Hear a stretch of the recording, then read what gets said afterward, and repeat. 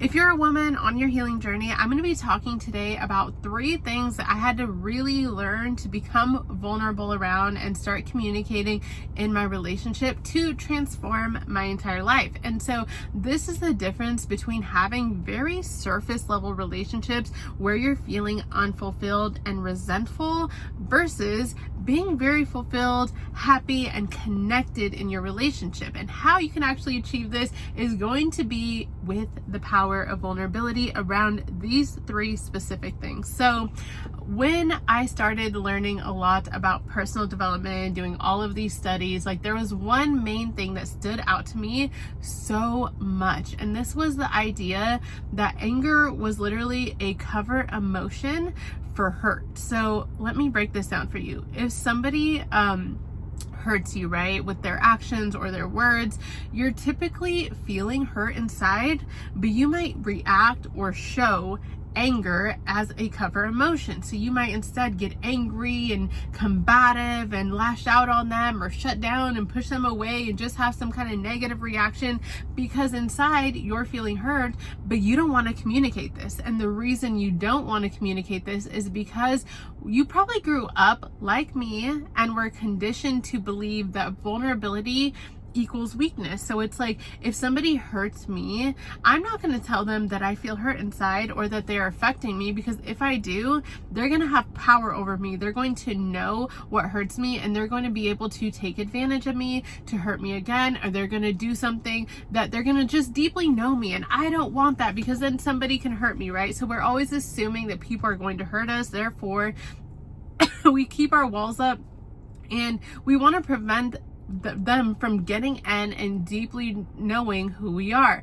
But this actually just keeps all your relationships at a surface level. And do you want to go through life getting into relationships literally where you're always thinking that people are going to hurt you? Like, why do you want to be in a relationship when you're assuming this person is going to hurt you? Do you want to spend the rest of your life in your relationship with somebody that you truly love, right? Always having these walls up, never truly letting someone in, never truly knowing what love truly feels like because you have all of these walls up? Or would you like to instead break some of those walls down, give somebody a chance to be trusted and truly let them in? And what if you experience like the best loving connection of your life, like that thing that you've been searching for so long? What if you could experience that just by taking a risk to letting someone in?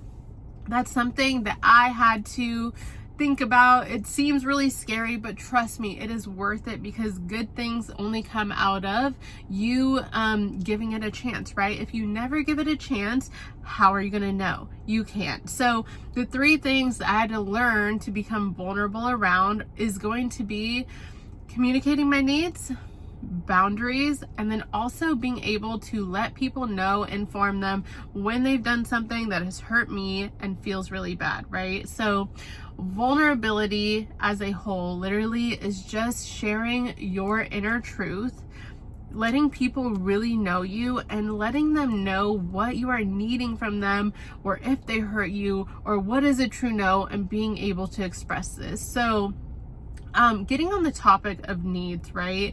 When I started my healing journey, I went through a process to understand what my needs were in relationships. And before I knew my needs, I was operating from this mindset of like expecting people to just know, just to study me and just to know, right?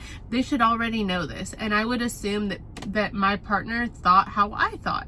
If I thought texting all day meant that I loved him, then he better text me all day to show me that he loves me. And if he doesn't, he must not love me. And boy, did that push my buttons. But let me tell you, that was only because I had all these core wounds and negative thought processes happening beneath the surface, to where I was thinking, oh, he must not love me. Oh, he's not texting me. He must have other important things.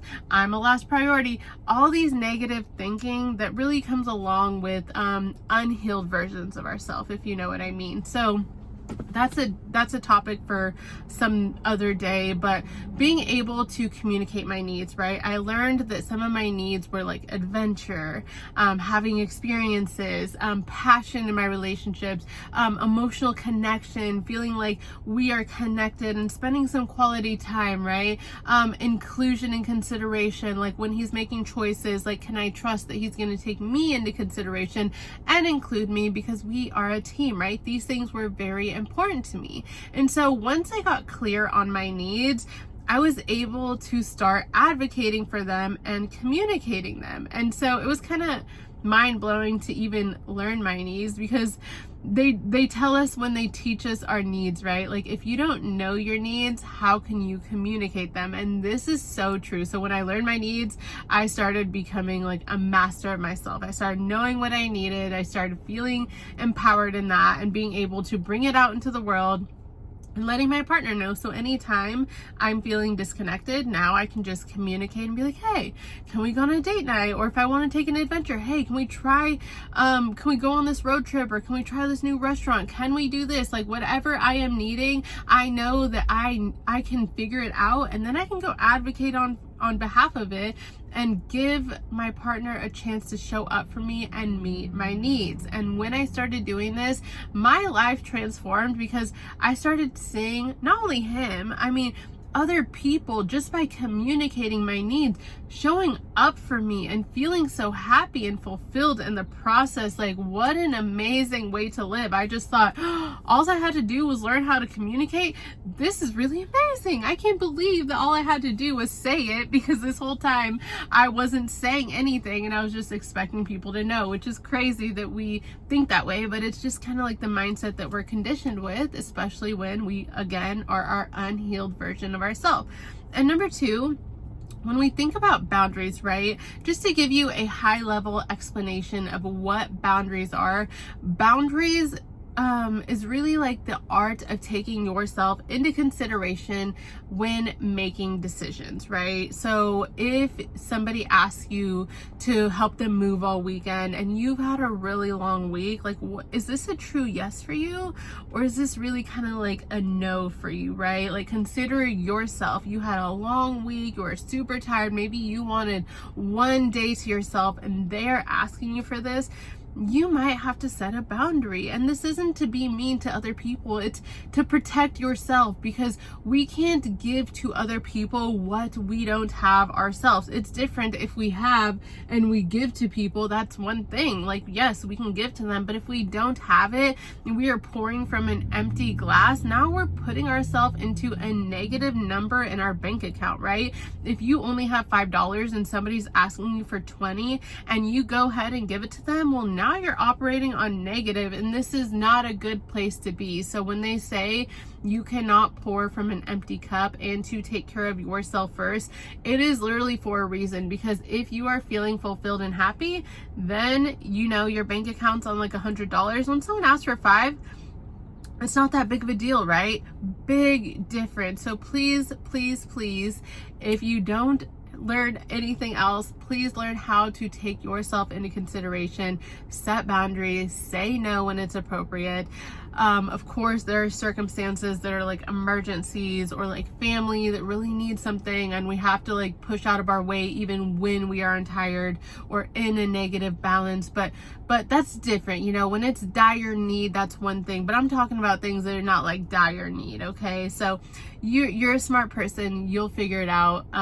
But yeah, communicating boundaries, that was another huge thing. And lastly, number 3 is being able to share when somebody hurts you, right? When somebody hurts me, that's something I had to learn from the start. So it's like, if we go out somewhere and somebody were to say like a comment that was like hurtful or landed wrong, and I had to go say it to them, like I had to learn how to go out of my way and communicate this. Like, yeah, it felt uncomfortable. Yeah, it felt like word vomit. Like, I just felt like, I don't want to do it. No, I don't want to do it. But you know what?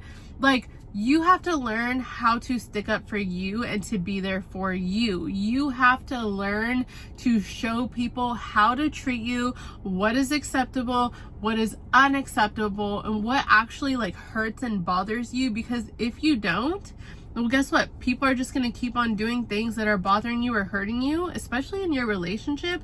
And then you're just building up this resentment beneath the surface. And resentment is actually poison to any relationship. So you can have what's called this resentment take. And let's say somebody does something that hurts you. You don't talk about it. Somebody hasn't been meeting your needs for a while. You don't talk about it. Somebody borrows your stuff without asking. They step on your boundary. You're building up, let's say your resentment take is full now, right? And then one last thing, it's the straw that broke the camel's back that makes you blow up, and you have this freak out moment. You're like, I'm tired of this. Like, you've been doing this. And you know what? These kind of reactions are the result of you not communicating, and this can cost your relationship so dang much. So it's so important to be able to get on board and be able to start communicating your needs, your boundaries, and be able to let people know when they hurt you or like affect you in any negative way. So one powerful tool that really helped me along this journey, this is actually utilized throughout cognitive behavioral therapy, is going to be what we like to call exposure work. So when you've been conditioned pretty much to not express your needs, to never say no, to be a people pleaser, to just be quiet and let people walk all over you for whatever reason, however you grew up, maybe in the midst of childhood chaos or trauma or been in narcissistic relationships, you pick up this conditioning where like, it's not okay for me to say anything.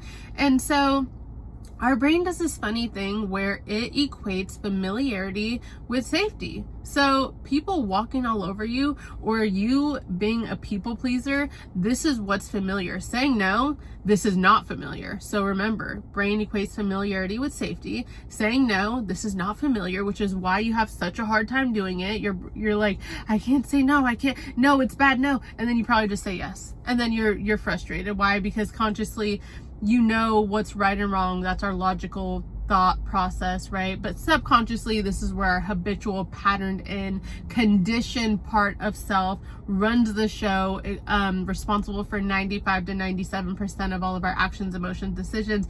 This is what is actually running the show. So saying no feels uncomfortable. It's unfamiliar, therefore it must be unsafe. Your brain tries to avoid ever saying no.